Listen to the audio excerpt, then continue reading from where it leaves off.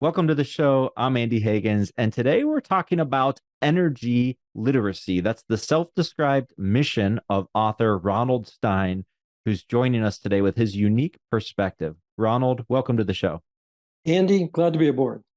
And I want to dive into your career and everything, but right off the bat, energy literacy, it's almost like your tagline or your slogan. What does that phrase mean to you? What should it mean to our audience? Well, we've become a materialistic society in the last 200 years. And, you know, the Earth populated from 1 billion to 8 billion in less than 200 years because of what is termed as energy. I try not to use the word energy and talk about what piece of energy. Is it coal, natural gas, oil, nuclear, whatever. But oil has been the foundation of the world's populating to where we are today. Got it. And so there's a lot of myths, I would say, and popular understanding of energy, of renewable energy, of oil and gas. We're going to get to all of that. So don't worry, we're going to dive into all that in depth. But I want to start with your background because I know you've been in the oil and gas industry for quite some time. You founded the firm PTS Advance, is that right? That's correct.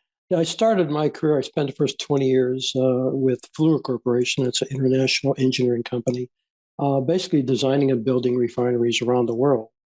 And in 95, I founded PTS Advance to provide staff augmentation to the energy industry because, you know, over the decades, everybody's gotten lean and mean. When I worked at Fluor, there was a half a dozen major engineering companies that did most of the big projects around the world.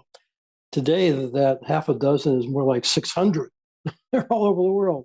And everybody is very competitive. It's lean and mean.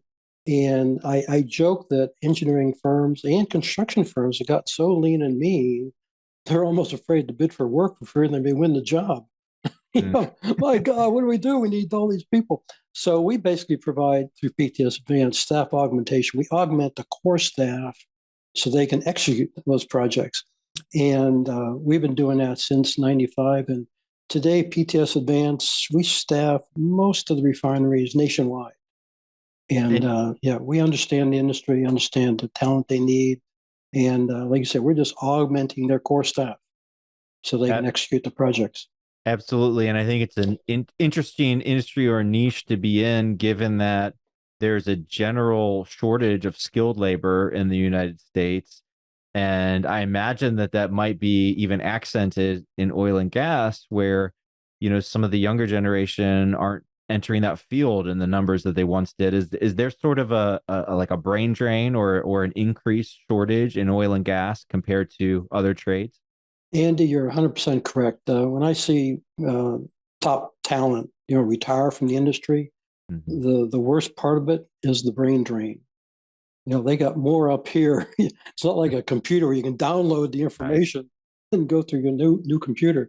Yeah, it's the brain drain, and it's a tough industry, and you have to be able to walk the walk and talk the talk. And we understand all the pieces and components of the different technologies, and so. But you're right. The younger generation is, staying away from that dirty stuff, and yeah, so it's hard to attract new talent. And but it's the essence of our lifestyle if we want to A- continue living that lifestyle. Absolutely. And you're talking about advanced skill sets or advanced knowledge or the kind of knowledge or experience that comes about over a multi-decade career. But really with energy literacy, we're not talking about advanced knowledge, right? We're talking about basic knowledge. We're talking about, basic physics, basic chemistry, basic science that I think a lot of people don't understand, myself included in a lot of areas. Part of what I'm doing through this show is educating myself because I'm talking with different industry experts. But Ronald, an interesting thing about you, you're a little bit controversial, which by the way, I don't mind for a podcast. It's great, right? To have a guest who's unique. But while I was doing my research for this interview, I Googled you and we were talking before we clicked record. You have a web page and something called the DSMOG disinformation database. By the way, as an aside, I think the word disinformation or misinformation, it's a funny word. It's almost ironic in the sense that usually the person using that sort of word is spreading propaganda of some kind themselves. So are you familiar with this website where you're listed? I'm familiar with them. Yes, Mhm. yes. But the interesting thing is, we have a lot of energy in our usage, but it really has to get down to basics. Are you talking oil or natural gas or coal or wind or solar? Because all of that comes back to oil. Andy, without oil, you don't have wind turbines because all the wind turbine components are made with the oil derivatives manufactured out of oil. Mhm. You don't have the components to make solar unless you have manufactured oil to make those components. Well, but to Uh, produce it and then transport it and then lubricate the components. So it's not even just manufacturing them, right? It's to operate them year after year. exactly right. All the lubrications, all your replacement parts. I mean, take a look in your house, take a look in your workplace, take a look in the hospital. Try to identify something, anything that was not made with oil derivatives manufactured from fossil fuels. And, people are basically saying we want to get rid of fossil fuels. Well, Andy, coal, natural gas, and oil do different things. Coal can generate electricity, natural gas can generate electricity. Oil, on the other hand, 100% useless. Black, messy tar unless you get manufactured into something usable. And in the last 200 years, when the Beverly Hillbillies discovered oil, we've had a couple hundred years to develop that technology. Now we get these derivatives that makes everything in our daily lives. The hospital industry, medical industry didn't exist 200 years ago. Electronics didn't exist 200 years ago. You take a look at the COVID disaster we had, a couple of years ago. Ironically, I joked that it occurred at the right time because we had the technology to work remote, to educate remote, communicate remote. If it happened 10 years prior, before we had computer technology where it's at, it'd have been a disaster for the world. And so, Absolutely, Ronald. And I'm sorry to interject, but you just brought to mind there was a quote on that website, and I actually noted it down. I put it in my notes. I wanted to ask you about this because it's okay. I'd like to read it. I think it's an yeah, accurate quote. It was about COVID policy, and the quote is, this is your quote. Well, COVID-19 was kind of a semi prelude to life without fossil fuels because life without fossil fuels, you would have no airlines. We've pretty much shut down airports. You'd have no transportation, no automobile transportation by choice. We're locked in our house. We're not traveling much. The freeways are empty. The one big caveat, the one change is we may not have the transportation. The cruise liners aren't running, the airplanes aren't flying, and most people aren't driving their vehicles very much anymore. Is we have the benefit of those 6,000 products. That is supplying the medical industry, supplying the communications, electronic industry. We wouldn't be able to work virtually if we didn't have all the electronics and the Wi-Fi's, et cetera, et cetera. Now, if we go back to before 1900, we get rid of all that stuff. So, to some extent, during those COVID lockdowns, we were using less of this conventional energy, right? But really to go back to not using significant amounts of petroleum, it would be a drastic reduction in our lifestyle, even an order of magnitude greater than what we experienced in the lockdowns, right? you're right, Andy. What we were using less of was probably less fuel because of Mm-hmm. less people flying, less people taking cruises. Right. But yeah, today, these 6,000 products, they make everything. I mean, Right. the EV is 100% made with oil derivatives manufactured from fossil fuels. The wind turbines, same thing. You can't get the components without the oil derivatives and fossil fuels. And you Well, get rid what of about the EVs? I'm sorry to interject again, but with an EV, even using the electricity on an ongoing basis, how much of that electricity is typically produced from conventional energy versus renewable? Do you have any data or insight on that? when you say conventional, you mean like coal, natural gas, nuclear? Yeah, Well, the exactly. interesting thing is, the world survives on continuous, uninterruptible electricity. Hmm. If you're on the operating table, you'd like the electricity to be there to keep the lights Right. on. Yes. And but if you're Yes. dependent on, the weather, the wind and the sun, that's, it's not continuous, it's not uninterruptible, and you need a backup. And the backup tends to be coal, natural gas, or nuclear or hydro, Right. because it's there. If the sun is shining and wind's blowing, that's fine. But when the sun goes down, the solar stops working, and if the wind's not blowing, there's nothing happening there. So yeah, you want our society is based on continuous electricity. You know, computers don't like intermittent electricity. they, Right. they shut down, got to reboot them back up again. And Right. But so even that EV, though, a lot of times it's getting power from the power plant that's powered by natural gas or coal or, maybe nuclear, maybe wind, but maybe not, right? Oftentimes not. yeah, because EVs, you have to understand, they don't generate any electricity. All they're doing is storing it in the battery. And the Tesla battery is about 1,000 pounds. I'm here in California, and our governor wants the 18 wheelers to go EVs. Well, EV for an 18 wheeler is 8,000 pound battery. Yeah. That's a lot of material to build a battery. And we're not really sure how long it's going to take to charge that. I mean, these truckers, they're working 24/7, and it's going to be a different lifestyle to take a day off and charge your truck. Right. Right. Well, I want to shift now to your book. So you have this new book, Clean Energy Exploitations, that you co-authored. Can you talk a little bit about the main themes in the book?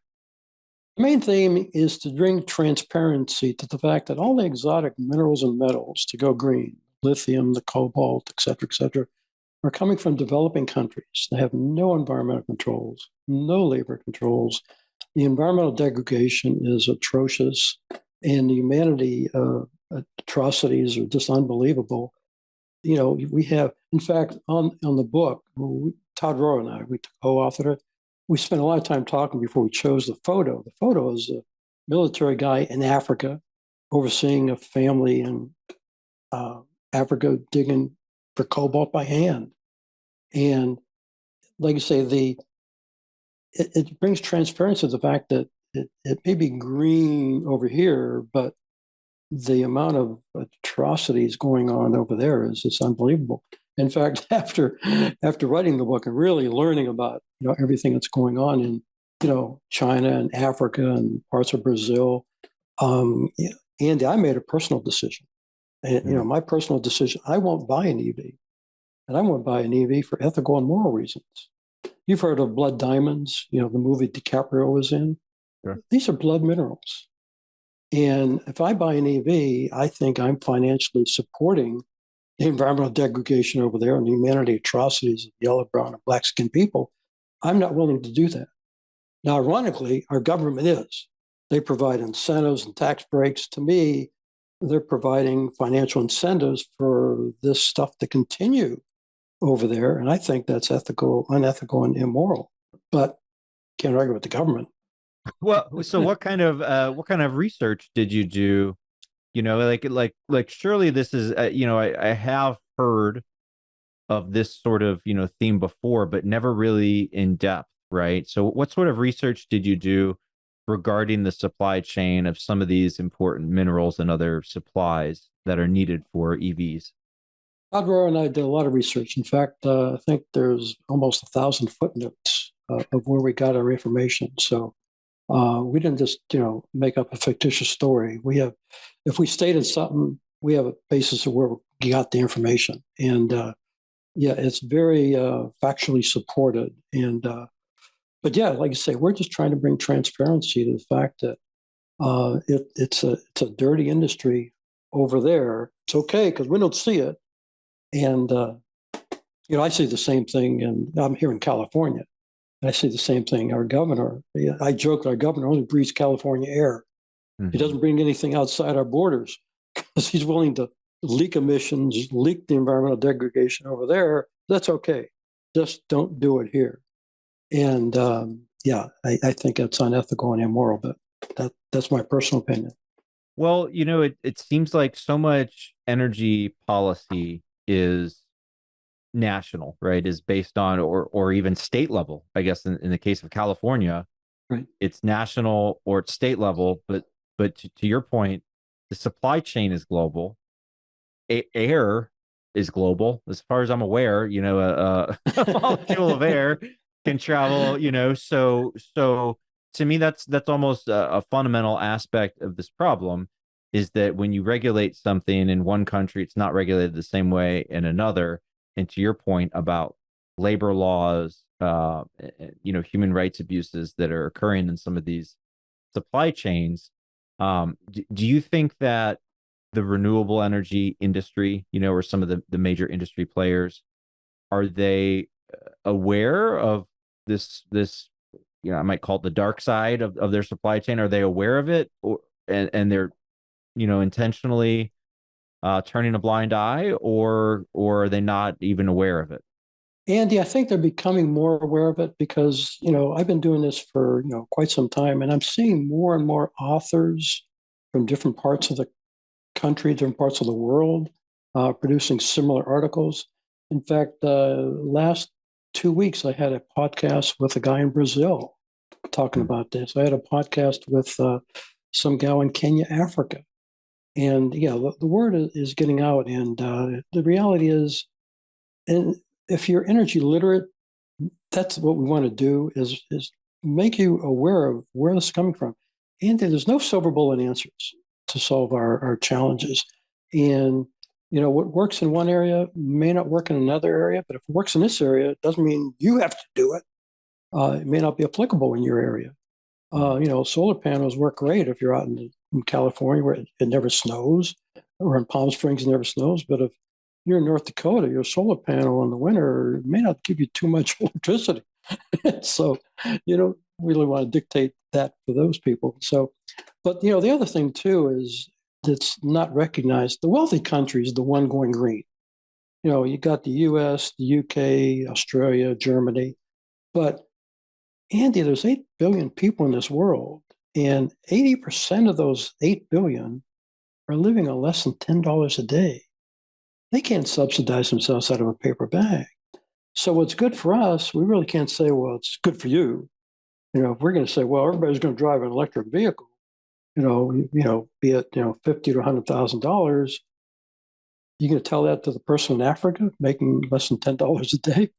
It ain't going to happen. And so Ronald, if someone were to challenge you and say, well, Ronald, you're anti-solar, you're anti-wind power, you're anti-renewable energy, would you say that's accurate? I'm not anti anything. I want to make people energy literate because, like you say, people basically lump fossil fuels into one category, but there's three fossil fuels: there's coal, natural gas, and oil. And oil does something totally different than the other two. In So fact, break it down for us, actually, if you don't mind. I mean, sure, give us the 5 minute. Let's pretend that I'm in fifth grade or something, and okay. break it down. We have these major categories of energy, and I think 99% of people are not literate even in these basics. So please break it down for us. Three fossil fuels. You have coal, which basically can generate electricity, and coal around the world is abundant. It's cheap. It's reliable, and natural gas can be used to generate electricity and make fertilizers that help feed the world and pesticides that help keep the crops growing.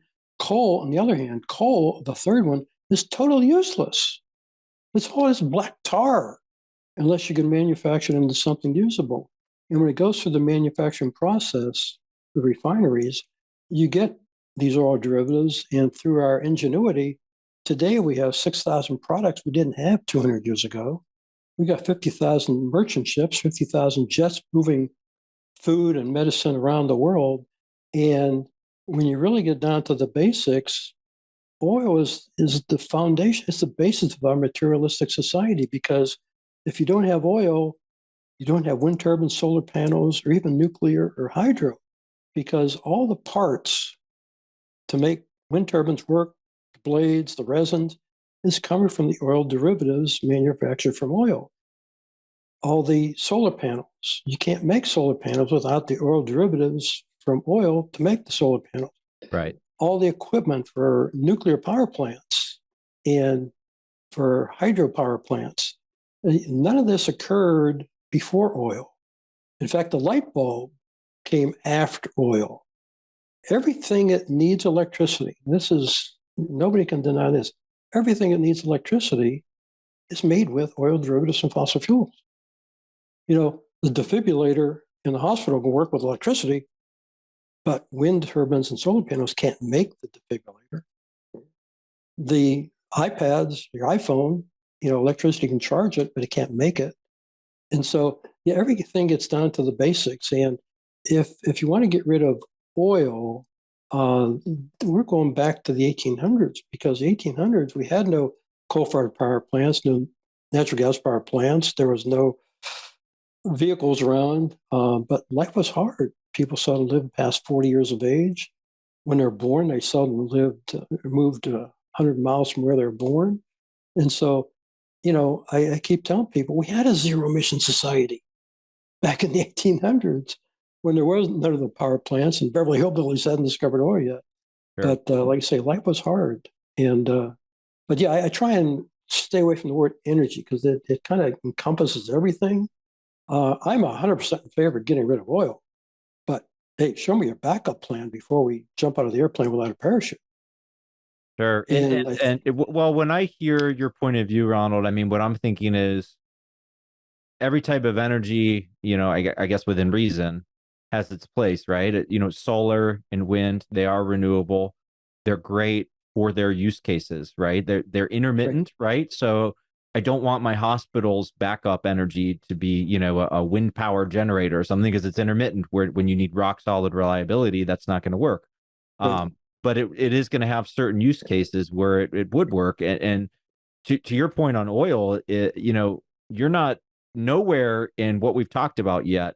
Have we really talked about transportation or automobiles, except maybe briefly? You are focusing on the oil derivatives and their place in manufacturing virtually every single product, from food, clothing, shelter to technology and advanced medical technologies, everything. And maybe that's the main point that people don't realize is how much oil derivatives have really changed the arc of human history. You're arguing. Exactly. Yes. You take a look, like I say, and this all happened pretty quick in less than 200 years. And but yeah, everything is made from the oil derivatives, and the cars, gasoline cars, EVs, 100% made with oil derivatives, and the trucks, the transportation. When I fly, I take a step back and I look at that airplane and say, "My God, you want to get this off the ground?" you know? And being here in California, we were fortunate enough when they retired the space shuttle, they moved it into one of the museums here in California. And my wife and I went up to look at the space shuttle. And underneath, looking up at it, said, my God, you're going to get this off the ground? You're going to get this to go 20,000 miles an hour? Yeah. And it's a realization that, and if people are energy literate, and I use the word energy that really focus on where all this stuff came from. Because when I see, high school kids walking down New York, let's get rid of fossil fuels. What I see is we want to get rid of all the airplanes, all the toilets, all the merchant ships, space program. It's all based on oil. And, we've been able to develop technology. Our emissions, back when the automobile was first invented, it was smoking away. Now, technology, all the emissions are pretty much controlled. I remember in the 40s and 50s, the automobile, you opened up the engine, you could hide two of your buddies underneath the hood. Yeah. I drive a Mercedes. I opened the hood the other day, and I can't fit a sandwich in there. Mm-hmm. There's so much emission controls. Right. And the same thing with refineries. When they first were developed, they were smoking away. But with technology, we've been able to use these oil derivatives to make emission control stuff. And so now when you drive by a refinery, you see all this smoke. It's not smoke, it's steam, because they're controlling the emissions.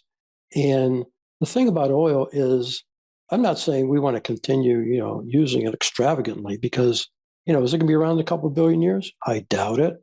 We want to use it. We want to focus on efficiencies and conservation because we want to live the standard common lifestyle of our forefathers, but we don't want to waste it because it's not going to be generated again. So we have to be useful, and there's certain areas that certain tech. There's no silver bullet answer because if you live in a windy area, a wind turbine might be fantastic for you.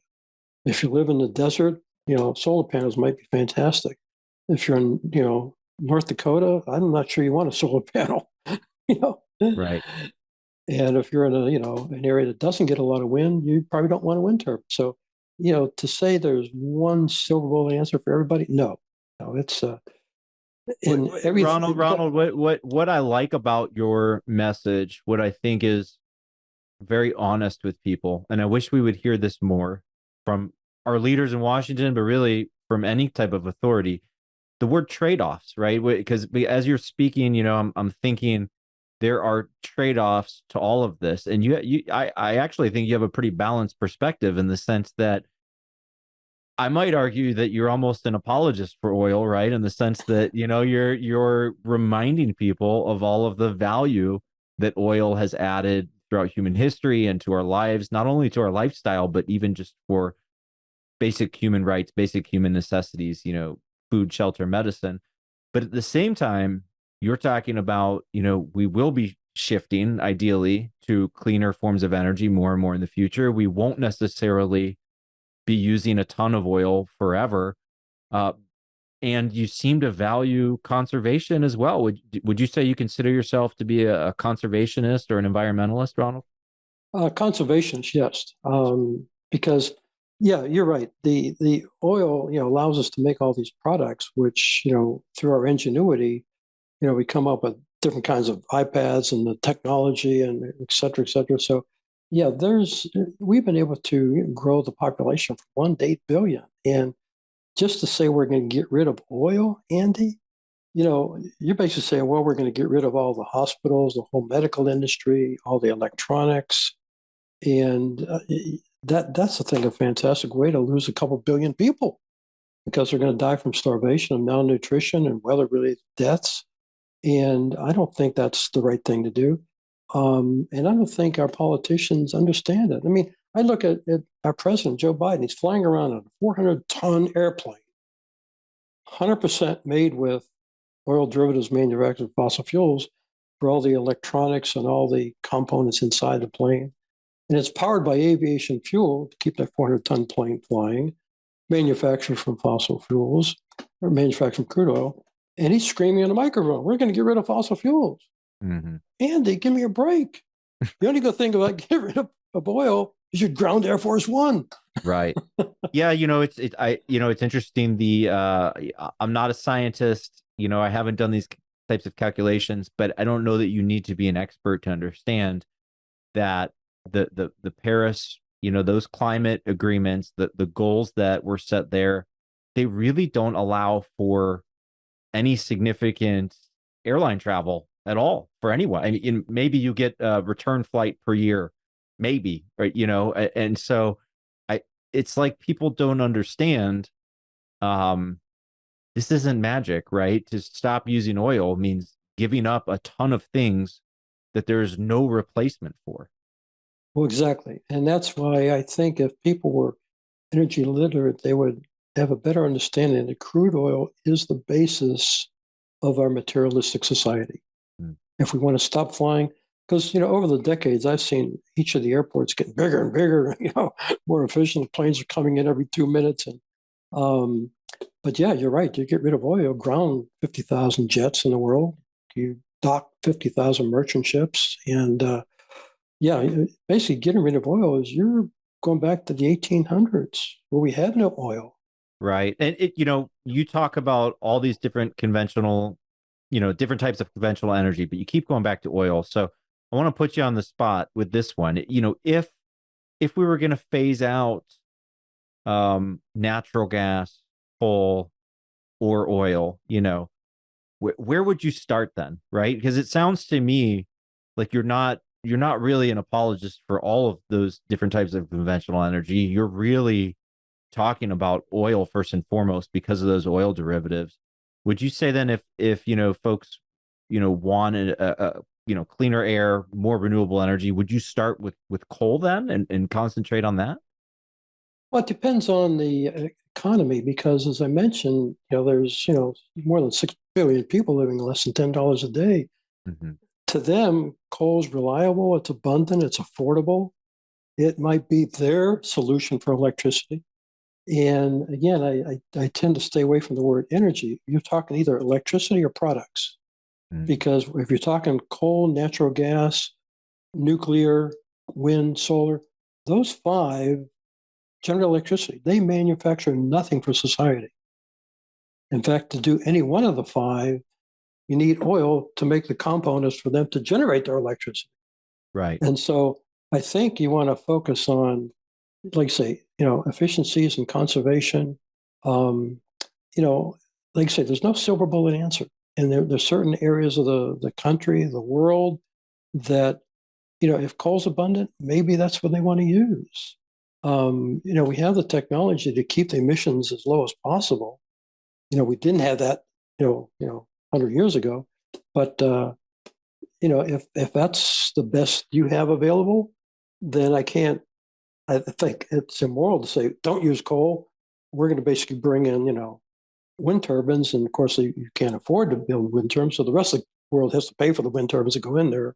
So no, it's like I say, there's five ways of generating electricity, and those are referred to as energy. It's electricity, but oil's never used to generate electricity directly. It, like I say, because it makes the components, then it's making electricity. But we're getting a barrel of oil is like 42 gallons, and about half of it, when it goes through refineries, used for fuels for trucks and ships and cars and trucks and the space program, and the other half of the barrel is usually used to make up all the different oil derivatives and make all the medications in the world and to you name it. Like I say, try and identify something. Everything that needs electricity, everything, 100% is made with oil derivatives from fossil fuels.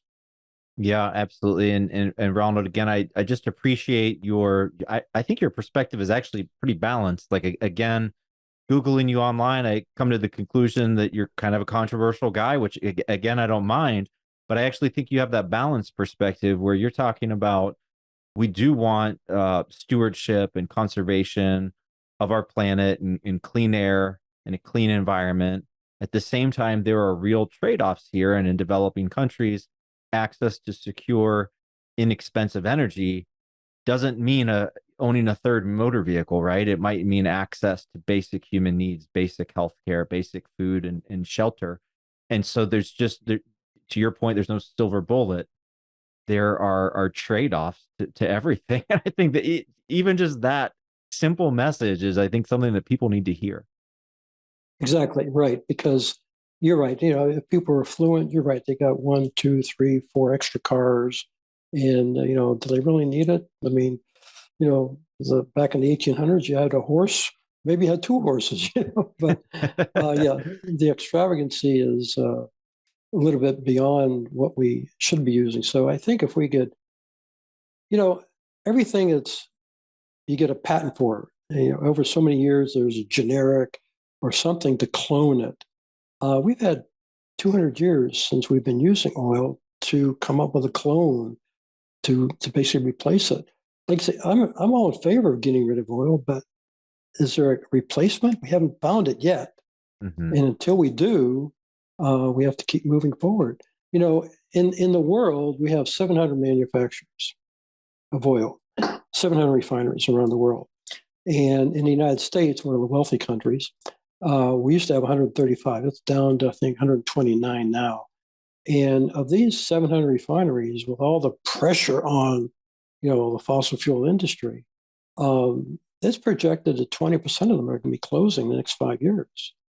Andy, that's 140 manufacturers that are going to be closing, that are providing all the basics to build the iPhones, to build the defibrillators. And so you're going to have shortages of inflation in perpetuity if we keep shutting down those manufacturers. Now, the good news is they're building 88 new refineries. The bad news is there are 88 new refineries are being built in Asia. they already control the exotic minerals and metals for us to go green, and they recognize that everything is made with our derivatives, and so they're going to be providing they'll be the supply chain for everything else, and so it's and I'm just amazed that we don't recognize that. Yeah, well, Ronald, I think bringing your unique perspective to podcasts, and I've seen you around on YouTube and on different shows. I think it's an important voice in the conversation, and I appreciate that you have this your self-stated mission to bring energy literacy to people, which I think is really very important both for policymakers, industry participants, as well as voters, really anybody Yeah. on planet Earth. So we're out of time, but before I let you go, Ronald, where can our viewers and listeners go to learn more about you or your new book? Hey, you can just Google me, Ronald Stein, energy consultant. You can Google the book, Clean Energy Exploitation. It's on Amazon. Um, there's all kinds of links. Drop me an email. I'll add you to my distribution list. My op-eds go out weekly, and they get exposed to about 500,000 people. And I would just like to have people energy literate enough to talk about it at the dinner table. Like I say, there's no silver bullet answers, and to say we're going to jump out of the airplane without a parachute, don't count me in on that. Good words to end on. Ronald, thanks again for joining the show today. Okay, Andy, have a great day.